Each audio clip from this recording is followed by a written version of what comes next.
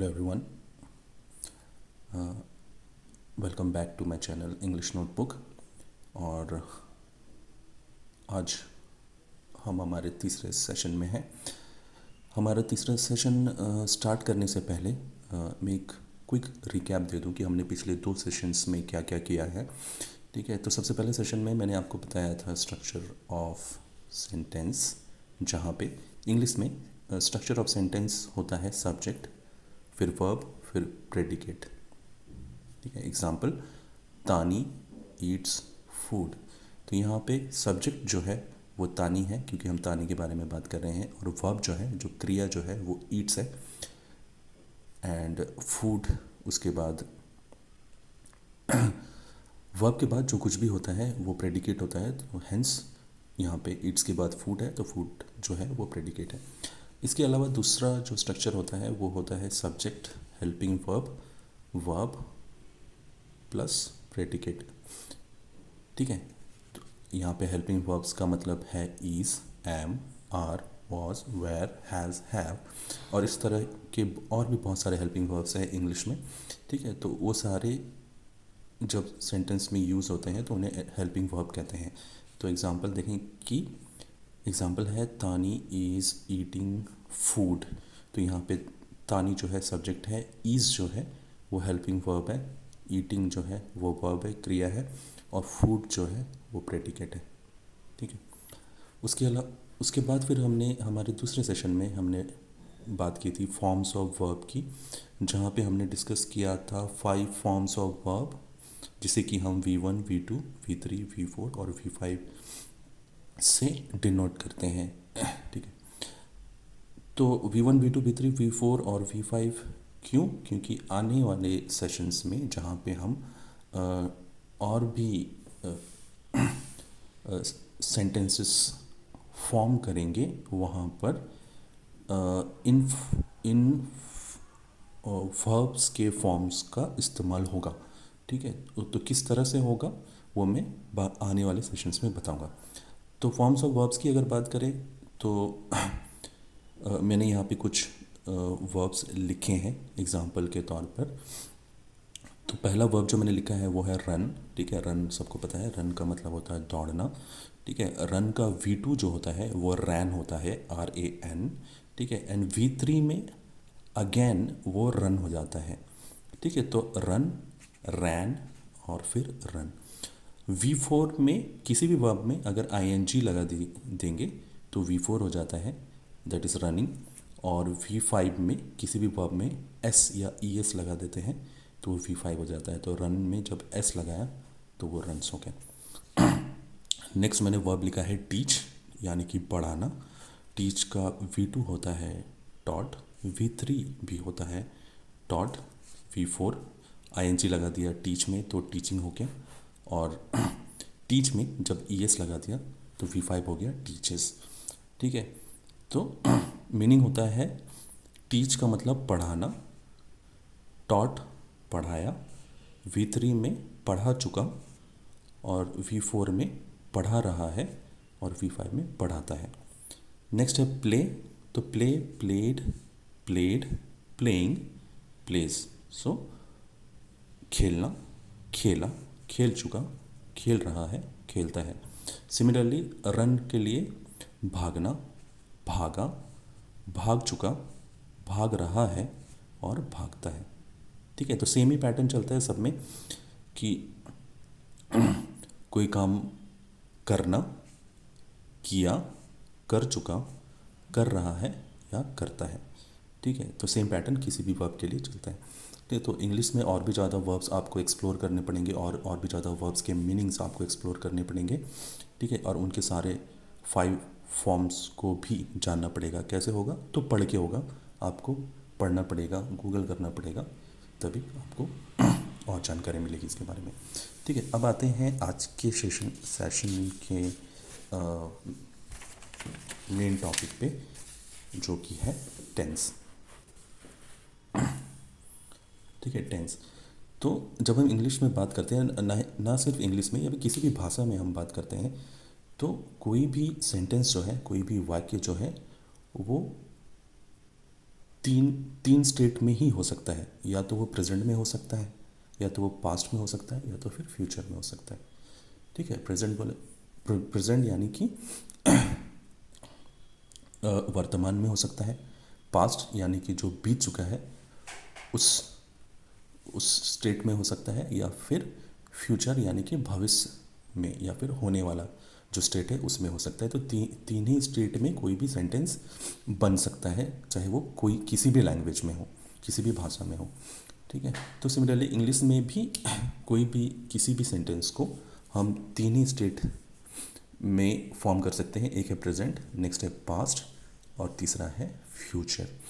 ठीक है, अब हर एक टेंस के अंदर चार और फॉर्म्स होते हैं। ठीक है, प्रेजेंट के अंदर चार फॉर्म्स होते हैं, पास्ट के चार होते हैं, और फ्यूचर के भी चार फॉर्म्स और होते हैं। तो प्रेजेंट में क्या क्या फॉर्म्स हैं? तो पहला है सिंपल प्रेजेंट, दूसरा है प्रेजेंट कॉन्टिन्यूस, तीसरा है प्रेजेंट परफेक्ट, और चौथा है प्रेजेंट परफेक्ट कॉन्टिन्यूस। ठीक है, तो सिमिलरली पास्ट में भी सेम फॉर्म्स रहेंगे, सिर्फ आप प्रेजेंट वर्ड को पास्ट से रिप्लेस कर दीजिए तो उसका फॉर्म बन जाता है। जैसे कि देखिए यहाँ पे पहला सिंपल प्रेजेंट है तो यहाँ पे सिंपल पास्ट है, यहाँ पे अगर प्रेजेंट कॉन्टिन्यूस है तो यहाँ पे पास्ट कॉन्टिन्यूस है, यहाँ पे प्रेजेंट परफेक्ट है तो यहाँ पे पास्ट परफेक्ट है, और यहाँ पे प्रेजेंट परफेक्ट कॉन्टिन्यूस है तो यहाँ पे पास्ट परफेक्ट कॉन्टिन्यूस है। तो सिमिलरली फ्यूचर में भी उसी तरह से चार फॉर्म्स होंगे, सिर्फ आपको प्रेजेंट पास्ट की जगह फ्यूचर लग जाएगा हर एक जगह। ठीक है, तो आज तो हम वन बाय वन ये सारे टेंसेस को हम डिस्कस करेंगे।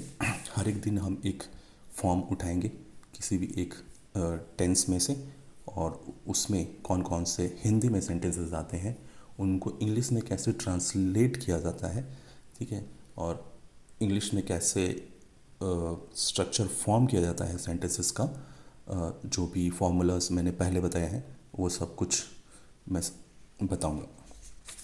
तो सबसे पहले बात करेंगे प्रेजेंट की, और प्रेजेंट में सबसे पहला जो फॉर्म है वो है सिंपल प्रेजेंट। तो आज हम सिर्फ बात करेंगे सिंपल प्रेजेंट की। तो आ जाते हैं हमारे अगले पेज पे।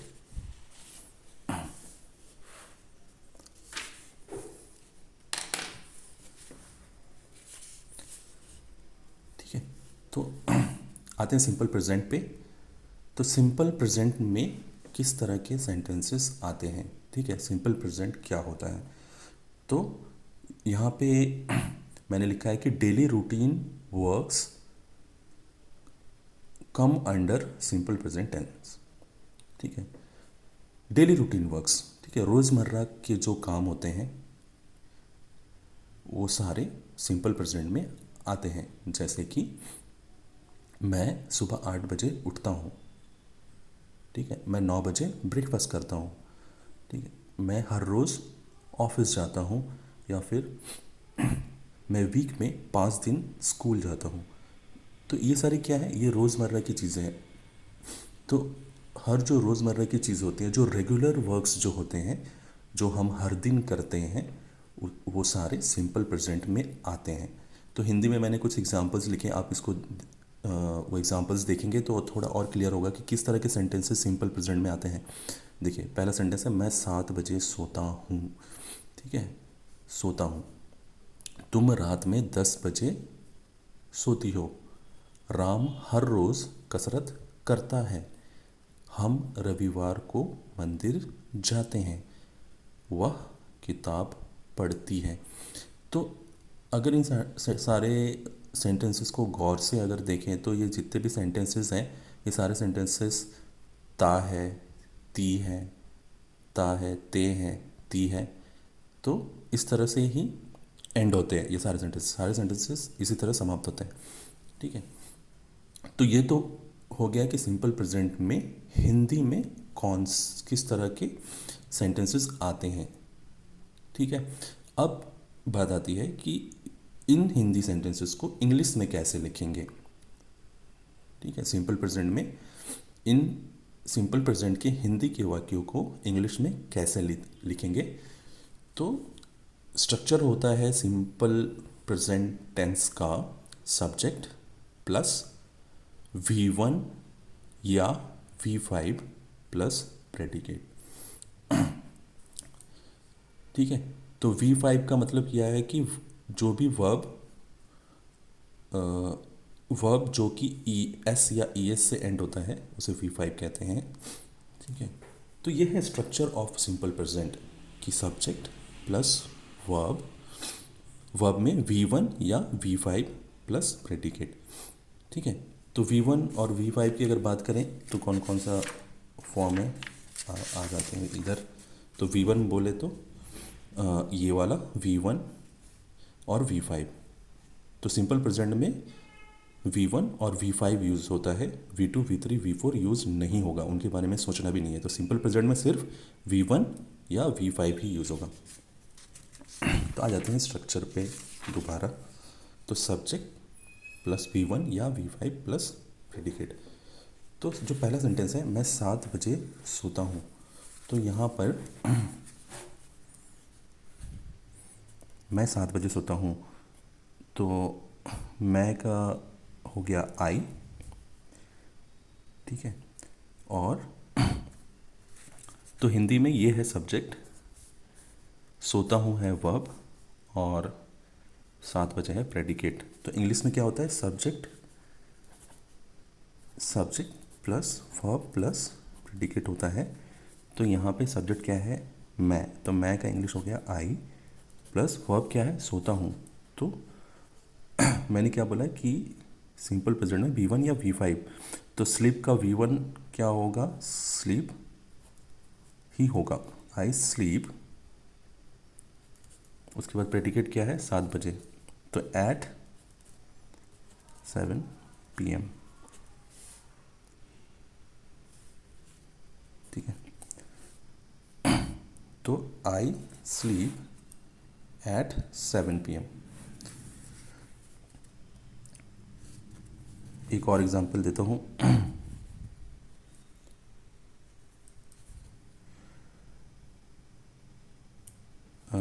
दूसरा क्या है, वह किताब पढ़ती है। तो वह पढ़ती है मैंने लिखा है, यानी कि वो एक स्त्रीलिंग है, तो स्त्रीलिंग के लिए वह के लिए होगा she, and she plus verb, verb की यहाँ पे क्या है, पढ़ती है, पढ़ती का इंग्लिश क्या होता है, रीड, तो she read.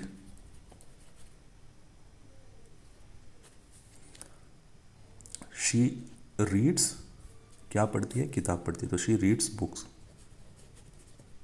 She reads book. तो यहाँ पे देखिए हमने आई के साथ स्लीप यूज़ किया जो कि V1 है, और शी के साथ रीड्स यूज़ किया जो कि V5 है, रीड का V5 है। तो यहाँ पे सवाल ये आता है कि फिर हम V1 कहाँ पे यूज़ करेंगे और V5 कहाँ पे यूज़ करेंगे। तो इसके लिए रूल्स हैं। रूल्स क्या है मैं बता देता हूँ। देखिए, I, you,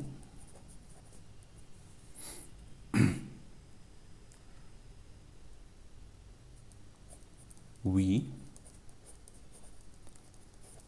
they, I, you, we, they, and any plural के साथ हमेशा V1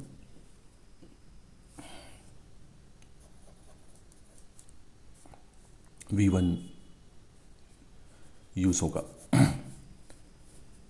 ठीक है, V5 कहाँ यूज़ होगा, तो ही, शी, इट और एनी सिंगुलर। ठीक है, एनी सिंगुलर यानी कि एक वचन के साथ V5 यूज़ होगा। ठीक है, जैसे कि आई प्ले क्रिकेट। ठीक है, तो क्योंकि यहाँ पे आई है इसलिए मैंने प्ले लिखा है। अगर यहाँ पे मैं लिखता हूँ ही, तो देखिए यहाँ पे मैंने लिखा है कि ही के साथ V5 होता है, तो प्ले का V5 क्या होगा, प्लेज होता है, तो ही प्लेज क्रिकेट।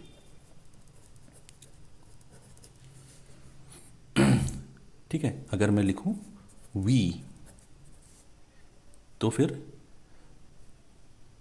वी के साथ क्या होता है, V1 होता है, तो V1 क्या होगा, प्ले, प्लेस नहीं होगा, we play cricket.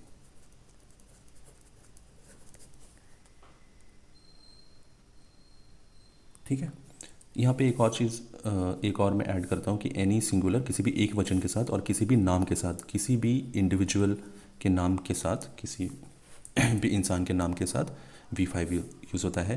For example Ramesh pledge cricket. ठीक है, तो ये होता है सिंपल प्रेजेंट। तो सिंपल प्रेजेंट में इस तरह से सेंटेंसेस फॉर्म होते हैं। ठीक है, जहाँ पे हमें V1 और V5 का ध्यान रखना होता है। V1 जो है वो आई के साथ यूज़ होता है, यू के साथ, वी के साथ, दे के साथ और किसी भी बहुवचन के साथ यूज़ होता है। और V5 जो है वो ही के साथ, शी के साथ, इट के साथ और किसी भी एक वचन या नाम के साथ V5 यूज़ होता है। ठीक है, V5 यानी कि एस और ई एस जब वर्ब में लगाते हैं तो V5। ठीक है, तो यहाँ पे 4 एग्जांपल्स मैंने लिखे हैं। तो यहाँ पे मैं 3 हिंदी सेंटेंसेस देता हूँ, और या फिर ऐसा करते हैं, हाँ 3 हिंदी सेंटेंसेस देता हूँ, या फिर जो मैंने पिछले पेज में जो हिंदी सेंटेंसेस लिखे थे यहाँ पे, ये जो 5 हिंदी सेंटेंसेस हैं ये आपका टास्क है। ये जो 5 हिंदी सेंटेंसेस हैं इनको इंग्लिश में कन्वर्ट करें ये फॉर्मूला यूज़ करके, subject plus V1 plus V5 plus predicate. ठीक है, जो भी आपको समझ में आए आप उस तरह से उसे कन्वर्ट करें, सही करें गलत करें। ठीक है, लेकिन करें ज़रूर। मेरे अगले सेशन में मैं इन्हीं 5 सेंटेंसेस का ट्रांसलेशन सबसे पहले दिखाऊंगा। आपने जो भी ट्रांसलेशन किया है उसके साथ आप मैचअप कर लेंगे तो आपको पता चलेगा कि आपने कितना सही किया है और कितना करेक्ट किया है और कितना सीखने की ज़रूरत है। तो ठीक है फ्रेंड्स, ये थी बात सिंपल प्रेजेंट की। हम अगले सेशन में दोबारा मिलेंगे जहाँ पे हम और थोड़ा जानने की कोशिश करेंगे सिंपल प्रेजेंट और फॉर्म्स ऑफ सेंटेंसेस को, और भी टेंसेस को जानने की कोशिश करेंगे। ठीक है, तो मिलते हैं फिर हमारे अगले सेशन में। Bye bye.